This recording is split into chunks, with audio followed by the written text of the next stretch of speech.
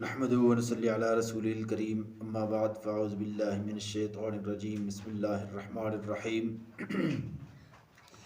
اعلموا انما الحياة الدنيا لعب ولهو وزينة وتفاخر بينكم وتكاثر في الاموال والاولاد صدق الله العظيم. واجب الاحترام معزز سامعین و ناظرین، اللہ رب العزت نے قرآن مجید فرقان حمید کے اندر جہاں آخرت کو کھول کر بہت بیان کیا ہے، تو وہاں دنیا کی زندگی کو اور دنیا کی حقیقت کو بھی بہت کھول کر بیان کیا ہے. انسان کی پیدائش، انسان کی اصلیت، انسان کی فطرت کو بھی بہت بیان کیا ہے، اور انسان کو جس مقصد کے لیے اس دنیا کے اندر بھیجا ہے وہ مقصد سمجھانے کے لیے اللہ رب العزت نے قرآن مجید کے اندر مختلف مثالیں دے دے کر انسان کو سمجھایا ہے. اور جس زندگی کے اندر میں اور آپ پڑے ہوئے ہیں، جس زندگی کو ہم نے ترجیح دی ہوئی ہے، اس زندگی کو بھی اللہ رب العزت نے، اس دنیا کو بھی اللہ نے قرآن میں مختلف مثالوں سے، مختلف طریقے سے ہمیں سمجھایا ہے. جو آیات کریمہ میں نے پڑھی ہے سورہ حدید کی آیات مبارکہ ہے. فرمایا اعلموا انما الحیات الدنیا لعب ولہو وزینۃ وتفاخر بینکم وتکاثر فی الاموال والاولاد. اللہ رب العزت نے اس دنیا کی زندگی کو جو اللہ نے مجھے اور آپ کو دی ہے، اس کو مثال دے کر سمجھایا ہے، اور اس کے مختلف جو مراحل انسان پر گزرتے ہیں، ہر ایک مرحلے کو الگ الگ ذکر کیا ہے. انسان کی زندگی میں عموماً 4 مرحلے آتے ہیں.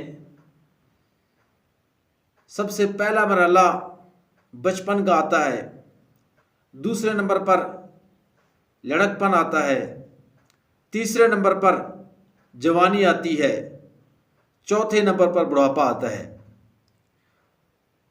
تو اللہ رب العزت نے فرمایا اعلموا، جان لو، انما الحیات الدنیا، یہ جو دنیا کی زندگی ہے، لعب و لہو، کھیل اور کود ہے.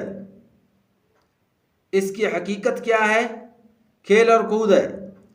لعب عربی میں اس کھیل کو کہا جاتا ہے جس کا کوئی فائدہ نہیں ہوتا. جیسا کہ بچہ بچپن میں کھیلتا ہے کھلونوں سے، تو اس کھیلنے کا کوئی فائدہ نہیں ہوتا، ویسے ایک کھیل ہوتی ہے بچے کا دل لبھانے کے لیے اس کو کھلونے لے کر دیے جاتے ہیں. تو غور کریے، اللہ نے دنیا کی زندگی کو جب بیان کرنا شروع کیا تو سب سے پہلے لعب کہا. انسان کی زندگی کے جو 4 مراحل ہیں، سب سے پہلا مرحلہ وہ بچپن کا ہے. تو بچپن کے اندر انسان ایسے کھلونوں سے کھیلتا ہے جس کا کوئی فائدہ نہیں ہوتا اور اس کھیل کا بھی کوئی مقصد نہیں ہوتا. اس کے بعد دوسرا مرحلہ شروع ہوتا ہے جس کو لڑکپن کہا جاتا ہے. 5 سال سے 15 سال تک لے لیں. فرمایا لہون، کھیل کود.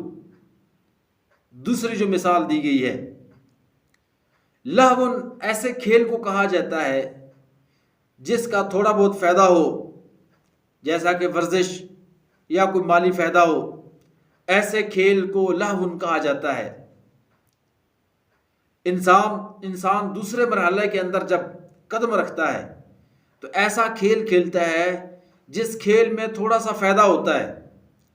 تو قرآن نے دوسرا مرحلہ جو بیان کیا وہ لہون کہا. اب یہ جو دوسرا مرحلہ ہے لڑکپن کا، اس زندگی کے اندر اگر اس انسان کو بچپن کہ وہ کھلونے لے کر دیے جائیں اور کہا جائے کہ کھیلو، تو انسان کہے گا کہ یہ تو بیکار کی چیزیں ہیں، اس کو فضول کھیل اور فضول کام کہے گا۔ جس کھلونوں کے لیے یہ روتا تھا، جس کو یہ بہت کچھ سمجھتا تھا، لیکن اب جب اس کے شعور نے تھوڑی سی آنکھ کھولی، اگلے مرحلے کے اندر گیا، تو پچھلے مرحلے کی حقیقت اس پر کھلی اور اس کو پتہ چلا کہ میں تو اس وقت بے شعور تھا، مجھے اتنی سمجھ نہیں تھی، اب مجھے سمجھ آئی، اب میں جو کھیل کھیل رہا ہوں یہ قیمتی کھیل ہے۔ اس کے بعد انسان کے اوپر جوانی کا دور شروع ہوتا ہے، تیسرا مرحلہ۔ تو اللہ رب العزت نے اس کی جو مثال دی ہے، فرمایا وَالزِّینَةُ وَتَفَاخُرٌ بَيْنَكُمْ۔ جوانی کے اندر انسان زیب و زینت اختیار کرتا ہے، میک اپ کرتا ہے اور اپنے آپ پہ فخر کرتا ہے۔ اپنے آپ کو جب آئینے کے اندر دیکھتا ہے تو سمجھتا ہے میرے جیسا کوئی نہیں ہے۔ تو اللہ نے اس کی مثال بھی ایسی بیان کی ہے۔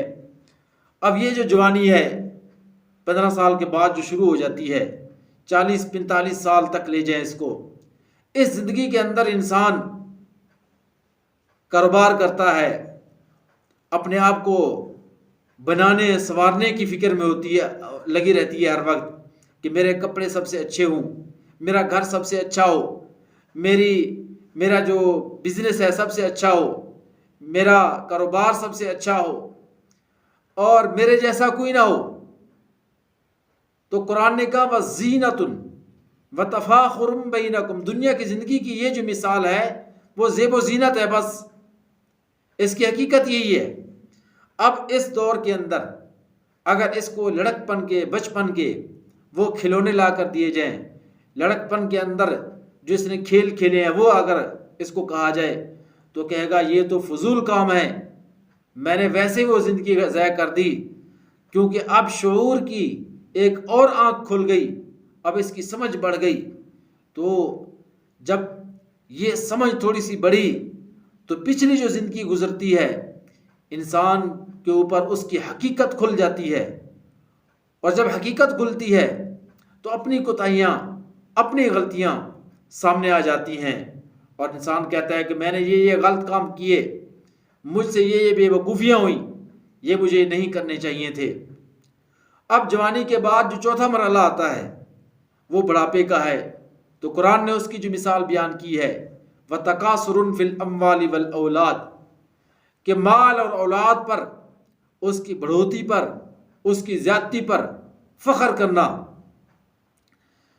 انسان جب بوڑھا ہو جاتا ہے تو اس کا دل بوڑھا نہیں ہوتا، اس دل کے اندر جو خواہشات ہوتی ہیں وہ جوان رہتی ہیں کہ میرے پاس مال بہت ہو، زندگی بھر کمایا، اب اس پر فخر کرے گا، اولاد بہت ہے، کنبہ قبیلہ بہت ہے، اس پر فخر کرے گا اور اسی کو اپنی کامیابی سمجھے گا۔ اب پچھلی جو اس کی زندگی گزری ہوتی ہے 40-50 سال، اس کی حقیقت اس کے اوپر کھل کے آتی ہے اور وہ سمجھتا ہے کہ میں نے یہ غلط کام کیے، مجھ سے یہ کوتاہیاں ہوئیں، اب میں سمجھدار ہو گیا ہوں، میرے بال سفید ہو گئے ہیں، اب میرا عقل مکمل ہو گیا ہے۔ جو میں سمجھتا ہوں وہ جوان نہیں سمجھتے، جو میں سمجھتا ہوں وہ لڑکے نہیں سمجھتے۔ ہم نے ایک زندگی گزاری ہے، زندگی کا تجربہ اس کے سامنے ہوتا ہے، کیونکہ اب اس کو اوپر دنیا کی حقیقت کھل چکی ہوتی ہے۔ اب وہ پچھلی جو زندگی گزار چکا ہوتا ہے اس کو بیکار سمجھتا ہے۔ تو اس کے بعد جو مرحلہ آتا ہے وہ موت کا آتا ہے۔ سارے مراحل جب انسان گزارتا ہے اور ایک مرحلے سے دوسرے مرحلے کے اندر جب قدم رکھتا ہے تو پچھلی کوتاہیاں اس کے سامنے آتی ہیں، کمیاں اس کے سامنے آتی ہیں۔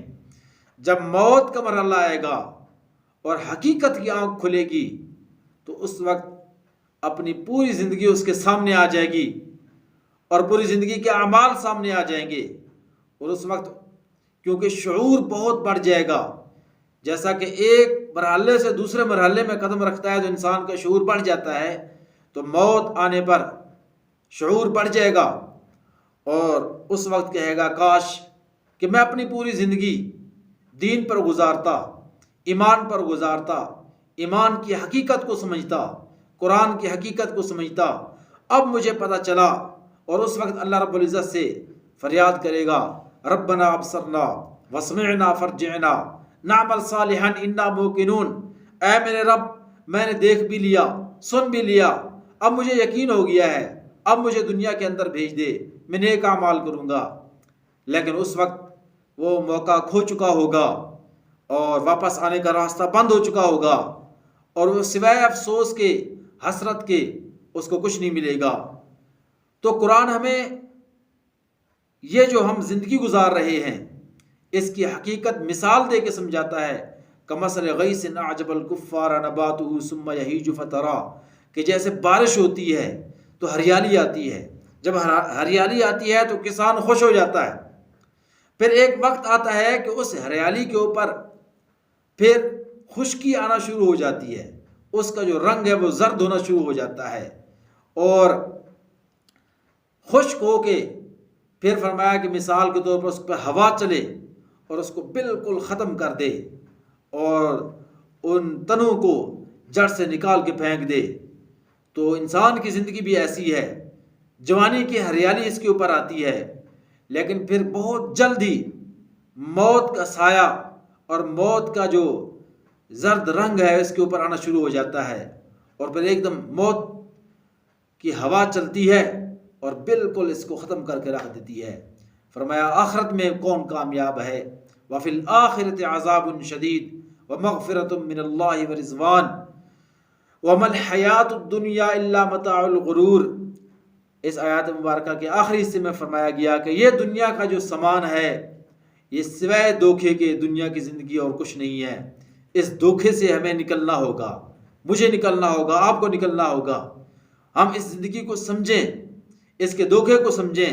صبح شام ہمارے سامنے جنازے اٹھتے ہیں اور وہ ایک پیغام دے کر جاتے ہیں، اور اللہ رب العزت دعوت دے رہے ہیں اس آیات کے ساتھ ہی اگلی آیات میں کہ سابقوا الی مغفرۃ من ربکم وجنۃ عرضھا کعرض السماء والارض، کہ اللہ کی مغفرت کی طرف دوڑو اور اس جنت کی طرف دوڑو جس جنت کی چوڑائی آسمانوں اور زمینوں جیسی ہے۔ وہ حقیقت کی زندگی ہے، وہ حقیقی کامیابی ہے۔ اور فرمایا ورضوان من اللہ اکبر، اللہ کا راضی ہو جانا یہ بہت بڑی کامیابی ہے۔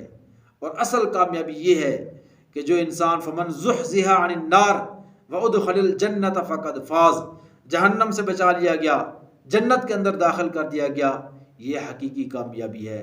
اللہ رب العزت مجھے آپ کو سمجھنے کی، عمل کرنے کی توفیق عطا فرمائے۔ وما علینا الا البلاغ المبین۔